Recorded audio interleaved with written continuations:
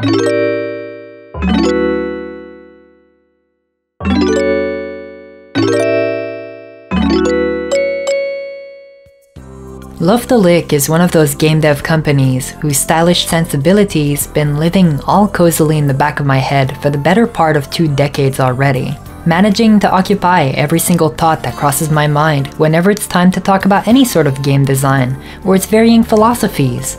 I mean, that's mighty impressive for a team that effectively put out 3 games altogether before breaking off and spreading out throughout all sorts of other smaller dev teams, oftentimes trading members back and forth throughout different kind of projects, with folks who would, in turn, turn that very same design ethos into something new and pass it out to anyone who's willing to listen. This telephone game of a lineage influencing a ton more left and right, with a message that would almost universally stay the same. Sharing the love with the homies throughout all of their day-to-day problems, connecting with all sorts of folks along the way, in hopes of helping them surpass the mundanities that prevents them from living life to its fullest, stuff that prevented them in the first place from sharing back that said love. Whether it's stemming from Tulip, Indonesia, Chibi Robo, or even those funky Tingle games, all of them share elements of that same design philosophy, though always presented in their own stylish ways. Even the ones that never made it outside of Japan are charming as all hell, piercing that language barrier using nothing but an array of colorful vibes. Vibes of which always succeeding in preserving Love-De-Lic's legacy and its charm, while still managing to bring maximum uniqueness to the table. Cause yeah, despite being clearly inspired by Moon Remix RPG Adventure, the predecessor to all those niche predecessors, none of them ever truly feel the same. And it's that bucket full of similar yet entirely different experiences that makes the whole thing feel so important to me. Every one of those titles took all sorts of standard gaming convention and twist, turn, tossed them upside down and subverted it all the way through. And while yeah, it's easy to get inspired by something like that, it's also hella hard to make that thing feel yours, to make it feel truly unique. It takes a whole lot more than just skill and practice. Games that came after Moon could have very much copied what made it feel so special. But by refusing to go that route, by forgoing those simple conclusions, it makes each of them stand out from the rest, despite sharing a ton of similar concepts, whether that be stylistic decisions or even just game design sensibilities. Cause no matter how many times you see that love, it always manages to take on a different shape. I mean, in a way, it ends up being a lot less about the games themselves, in all of their technical intricacies, and more about the folks behind it, and how they manage to make you feel something. It's a lesson I carry with me all the time when talking about video games as a whole. Love-De-Lic's message of love and passion being transmitted down from one person to another takes on this almost metatextual aspect. In a way, it could represent passing down the torch to the next generation, the next line of devs out there who want nothing more than to make games with that same love in their heart, plenty of which would go on and quote Love-De-Lic and its descendants as major inspiration for what they themselves would end up putting out in the world. Anti-RPGs that subvert conventional tropes, mixed media art style that feel as cool as breathtaking, and the best of all vibes. Yet despite that, we don't really see a lot of them trying to take on Moon's gameplay, huh? You know, maybe someone out there is making a game that takes place on a weekly schedule, with days going by as you travel from cozy background to cozier background, in your little town, helping the folks that be needing it, and making sure to collect that love along the way. Maybe that game's got the slickest of names, one that would remain stuck to your lips for the foreseeable future. Roll in the montage, boys. It's time for 24 Killers.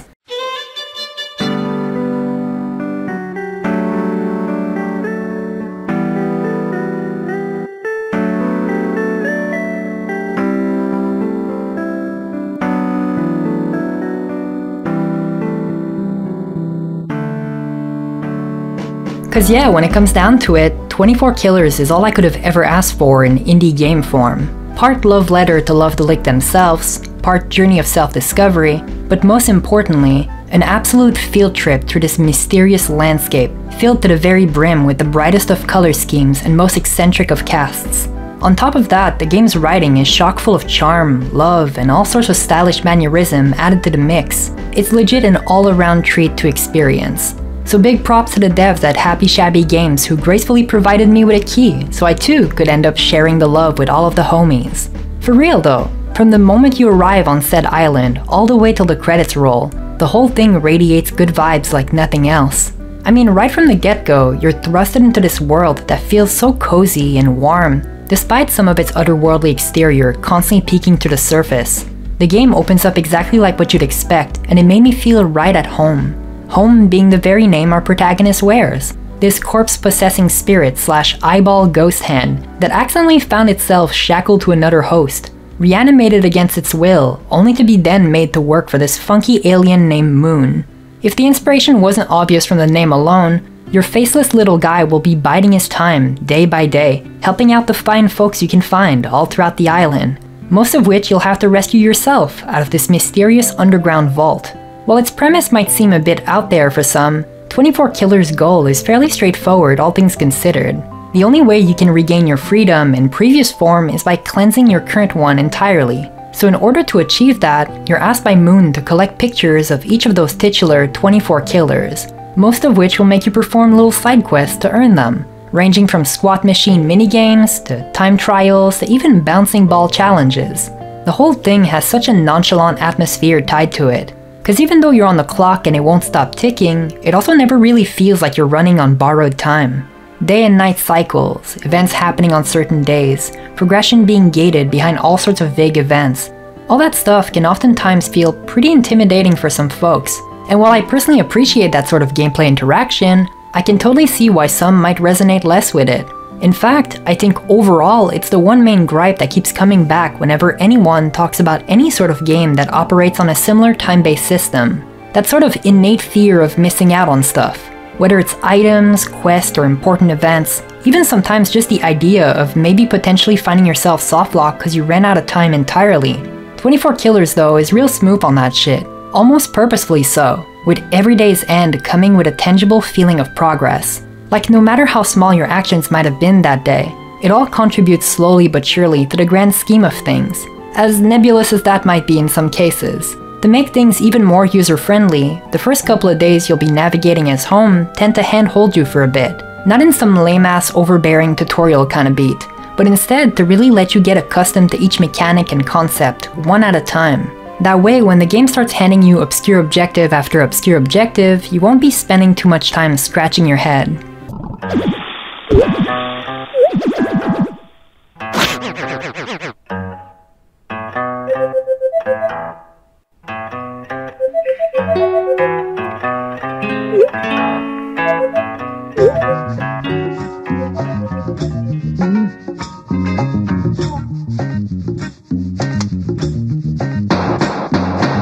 The basic gameplay loop and cycle of events that really gets the game started is also one that slowly unravels on itself instead of dropping everything on you all at once. You don't start off by doing the demanding challenges right away, even though Oyaji's muscle machine would end up fucking me over for a couple of attempts at the very least.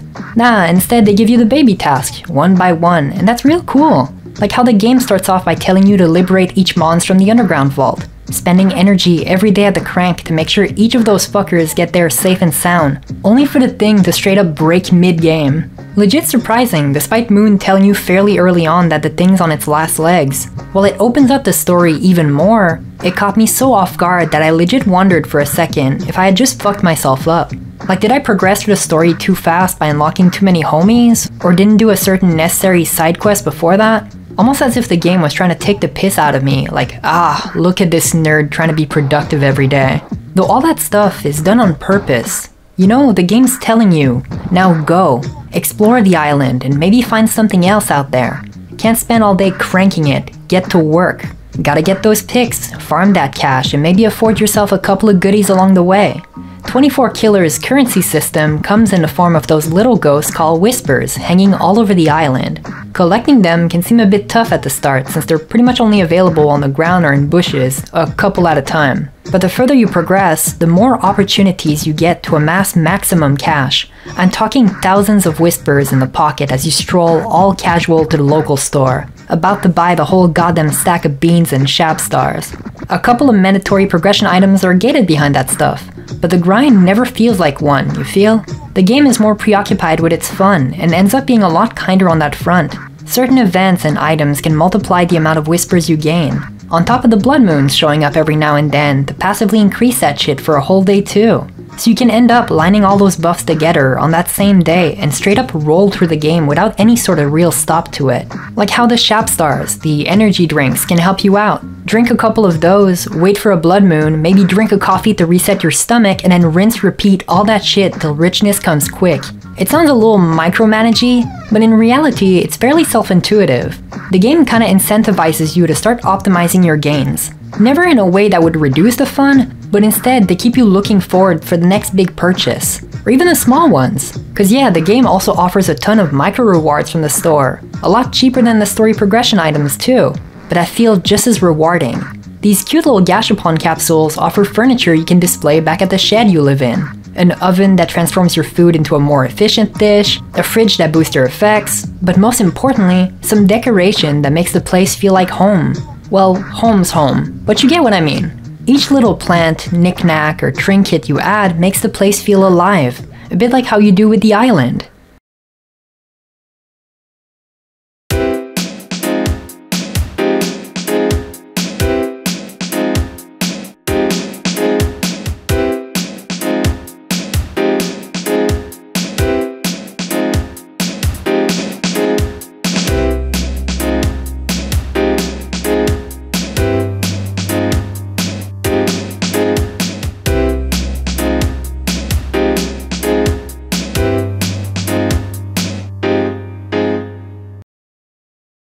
Tedious, cryptic, ominous, or guide games in huge fucking quotation marks are all sorts of terms thrown around by your typical capital G gamers, usually in fairly negative ways to kinda describe those games.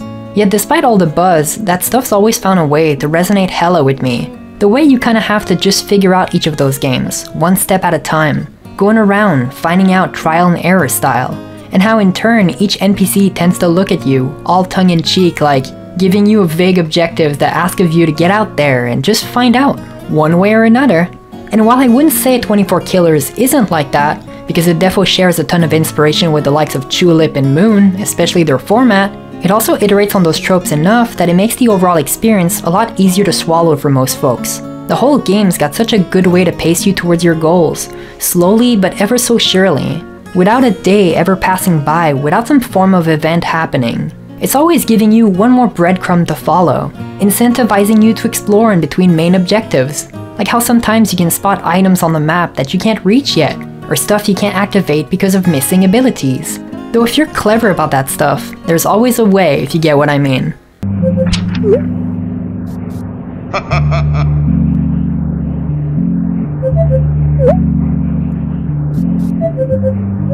And even that, just the basicest of basics, how you go about collecting each picture for Moon in the first place. Every time you liberate one of your homies from the vault, they end up asking some sort of favor from you, ranging from your typical fetch quest to some more elaborate stuff. The one thing that always stays the same is that after helping them out, you're rewarded with the opportunity to snag a pic of them. Those can be exchanged at Moon's computer for abilities that match each Mon's personalities. Oyaji's strength allowing you to lift stuff out of your way, a super convenient running ability to get around the island quicker, this cute little parachute glide for exploration's sake, a ghost clone that allows you to be in 2 places at once for all sorts of fun puzzles, and last but not least, a garbage bag that acts as a stealth mechanic. Each of those moves serve their own purposes throughout the story, and allows you to unlock even more areas to explore. Even though they're all required by the end, you can end up unlocking some completely out of order, like how I ended up missing the garbage ability for most of my original playthrough and had to backtrack at the last second to get them real fast before the end. Because of course I'd be the only one not noticing the couple of folks around the island getting bagged overnight by some mysterious ghost, only for Home to be completely oblivious to that shit. It's a whole lot of fun and adds a ton to 24 Killers' charm. The whole gameplay loop feeds into itself in such a natural way too. Every day has you spending the little bit of energy you got spreading the good vibes all around town, slowly getting accustomed to the world around you, learning how to better micromanage your resources so that tomorrow you can spend a little bit more time helping out the homies. With each ability you gain actively increasing your maximum energy, on top of a ton of other goodies to help you around. It's not long until that stuff becomes second nature. I couldn't help but accidentally ending up playing that shit for hours on end, constantly taking notes about this or that, reminding myself of what's left to do here or there, with plenty of stuff constantly waiting for me day in, day out. like the crowbar stuck in an aquarium bowl that I just couldn't break, or the couple of spots where I could plant a seed if I only had one. So much good stuff that ends up playing majorly into that sense of exploration 24 Killers loves to play with. Constantly telling yourself, maybe I'll save and quit after the next day, and then another and another. Shit's hella addictive in the best way possible. What's also even cooler about the whole deal is that for each playthrough you complete, you're rewarded with additional perks to be used in future New Game Plus cycles. You see, the file select you spot at the start technically serves as a hub world, each galaxy of foam forming a map meant to be entirely discovered, with each additional perk either helping you finish the game even faster next time, or adding extra challenges and hindrances along the way to reap hella extra benefits. The more you play, the more you unlock those perks, and eventually fill up the entire galaxy, tying well into one of the goals Moon's given you from the very beginning. You gotta help her out repopulate the foam, and that stuff goes a long way. Catch me straight up frothing at the mouth over that amount of ludo-narrative harmony, dog. From its design to its looks, 24 Killers got so much love to share, and you can feel it the entire way through, reflected in every aspect of it. The entire game has this very mixed media feel, with pre-rendered backgrounds complementing the hand-painted sprites and all sorts of claymation goodness. Even the characters themselves got art styles that often clash with each other, reflecting well the diversity of that island. It's a whole lot of fun. And what matters the most is that the setting too shares that same love, with its color schemes really channeling those deserty vibes early on. The whole place is dry as fuck, with sand occupying every corner and barely any life around. But the more you play, the more you progress throughout the story, the more you see the greenery come back, and it feels really good. Like even the island itself is acknowledging your progress. Especially the first time you get a blood moon or a rainy day. Cause yeah, even the weather can impact how you end up playing, affecting also the island's entire feel. I don't know why, there was just something special to seeing home going about their little daily errands, like usual, but with an entirely different color scheme, an entirely different atmosphere. Also a super cute detail, but just the fact that the sun you see every day turned out to be made with the developer's face, as if they too were keeping an eye on you while you played their game. There's also this character later on that actively acts as their self-insert, with some clever fourth wall breaking nods to the player. And I don't know man, it just felt extra special.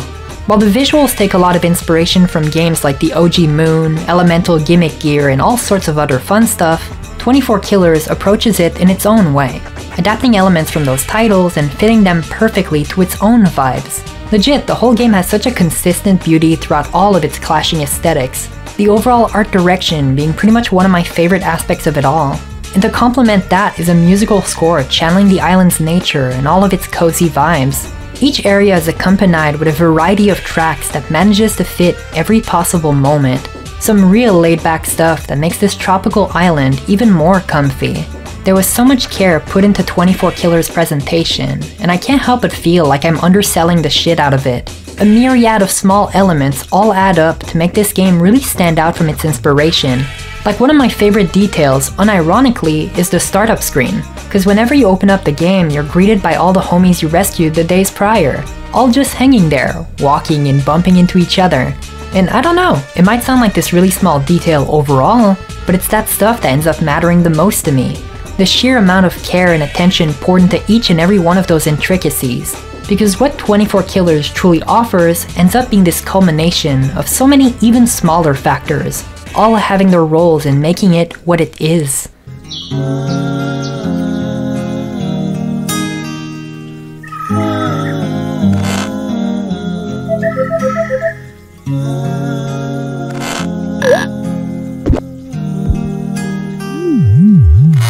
Like a lot of its inspiration, 24 Killers has you playing as an outsider, a complete stranger with their own goals and motivations, kinda just forcefully put into this strange situation.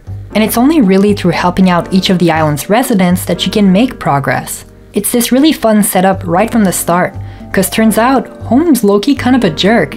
They start off as this dejected asshole refusing entirely to help, only really motivated by their own selfish desires to go back to their previous form. Though throughout the game and your journey in it, you can see them slowly start to care about the folks around them. Maybe a little reluctant at first, or trying to pass off those good deeds as motivation for those same selfish goals. Though at the same time, the more you play, the more Home's shell of indifference begins to crack. And I mean, damn dog, if that shit didn't hit something crazy. The only way to progress in this game is to listen to Moon's advice and all of their weirdo alien behaviors, to go out there and help out the 24 killers, and even some more, spreading love in one of its many forms, kindness, the main resource that you'll be collecting the entire way through, taking the shape of a toast, well buttered with some jam. You receive one in the morning after you help out any of the residents, sent to you by this cute little doggy mailbox, accompanied by a quote that will echo throughout your playthrough. Let this toast reflect our gratitude and goodwill towards home. In the end, maybe sometimes, love really do be just like that. As simple as your mom giving you that extra spoonful of jam on said toast. And you know, helping out the homies doesn't just feel good on a gameplay level, because you're gaining abilities and energy to spare. It feels good because you're helping out folks in need. People who probably wouldn't be able to go on without some form of divine intervention, or your goon-ass rolling up in town. Sometimes quite literally, with the ghost folks who won't be able to move on from this world without some nudging on your part. The island's residents are also fun to interact with, even throughout all of their helplessness. From the choice of words, the diverse mannerism, to even the slang, it's all real cool shit that ends up making every character stand out from each other in a major way. So unique in fact, that the fetch-questy nature of things end up feeling a lot less tedious than if you were just talking to rando NPC quest givers all across the place. They each bring their own little charm and beauty, and that shit adds up a lot over time. Some of those will even come to visit you and shoot the shit at your place if you got the right items there. Not only does it lead to some really cool scenes, but also maybe a little bit of introspective on the side of our stone cold protag. Never too deep, but still enough to make you think about stuff. While the game's lightheartedness shines all the way through, it's also got its fair share of sad stuff. Maybe not tear-jerking to me, but I can definitely see some folks resonating with it even more. You know that sort of melancholic feel, the one that's got you by the throat? Cause seeing characters like Martin, this social recluse by his own volition, completely self-absorbed by his own work, overcome that rampant loneliness to connect with you, the same way you connected with the 24 killers. That shit makes a world of difference. Or how you'll end up later on having to help out Moon in a way that I won't spoil here because of how precious it was. Just know it makes the journey all the more rewarding. If there's something that stood out to me as maybe the most important piece of this puzzle, it's that 24 Killers is a story all about love and kindness. It's the big reason why I opened up this vid with the whole Love-De-Lic intro, not just in a thematic nod to its inspiration, but also because it learned from those extremely important values and in turn decided to share them with the world, the same way those devs did too prior to that. It's just really cool to be able to see that pearl of storytelling, of game design, of all-around good fun make its spot in a legacy it both honors and continues.